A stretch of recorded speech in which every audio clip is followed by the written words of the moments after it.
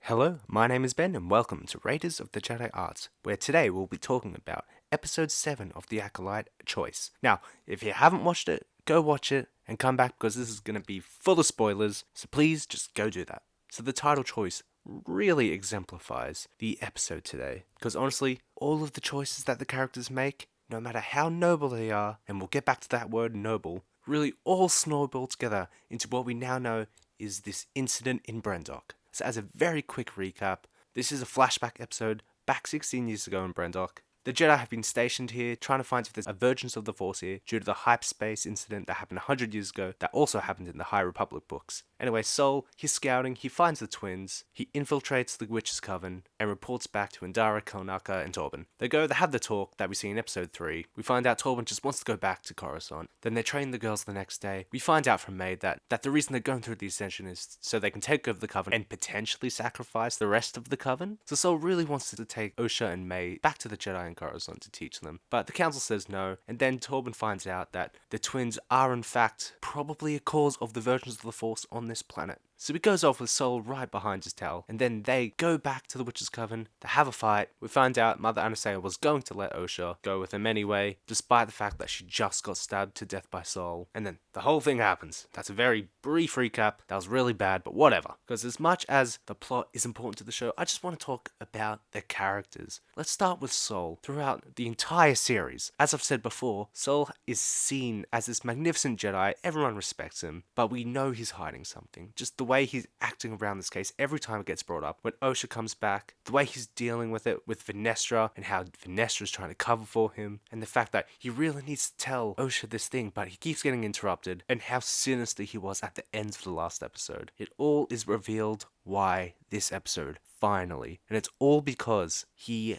cared too much. So as we all know from the prequels, the Jedi are very strict about their Jedi code. No attachments or anything. And that's honestly one of the reasons why Anakin fell to the dark side, because, Jedi have to suppress these things, but if you don't, all these emotions that you're feeling can spiral out of control. And that's kind of what happens with Sol here. He formed an immediate attachment to Osha, and despite many warnings from Master Indara, he was still very insistent on this attachment, and that he needs to get these twins off of here, away from these evil witches. But little does he know, his insistence is one of the reasons why the incident happened. And we have Torben, just a Padawan who's with this great Master Indara, but he's just not vibing with this place, with this planet. He just doesn't see the point of what he's doing, and all he wants to do is go back to Coruscant. And during their first meeting, we have Master Anastasia going into his mind, asking what does he really want to do, kind of in a manipulative way, but in a way just to set his motivations like, yes, I really do want to go home. So when he finds his ticket to go home, these girls who were created through a vergence in the Force, he jumps at that chance. It's like, no, we need to get these girls and get back. And that aligns with what Master Sol wants to do, much to Indara's dismay. And then we have Mother Anastasia and Mother Coral. They are the mothers of the twins. All they want to do is do what is best for the girls. We have Mother Anastasia who wants to let them be who they want to be. And you have Coral who is just protecting them from the outside world, the world that has shunned them. And honestly, as much as people might not like Mother Coral, both are pretty valid in what they feel. And despite the arguments about it, you know that they both honestly care about these kids and both want what is best for their coven. And their disharmony causes a sort of rift in the coven. And let's talk about May.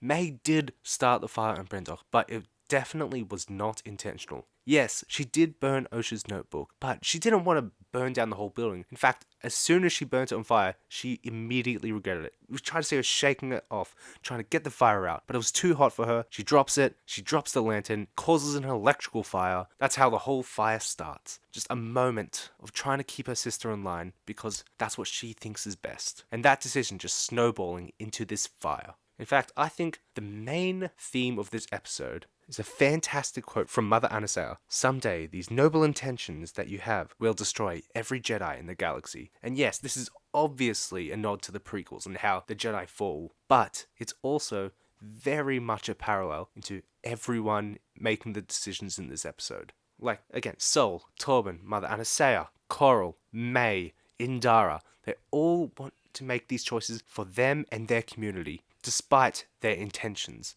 But just because you have good intentions doesn't mean what you do will not have negative consequences. And I think that's what everyone finds out this episode. And honestly, I can definitely see why Sol is ashamed of his past and why he's been trying to cover this up, why he's been wanting to deal with this. Yes, I do think he wants to kind of atone for what he did, but also I do not think he could live with himself if it got out. Like in the past, we see at the end of the episode, he wants to turn himself in, but Master Indara wants to cover this up. And then flash forward back to last episode, instead of going to the council and telling them what's happened, they just go off into hyperspace. Going who knows where, probably Brendok, but who knows. So the idea of choice and noble intentions in this episode is something that really, really resonated with me, and is honestly a really good theme to pick as the incident that sets the entire precedent of this show.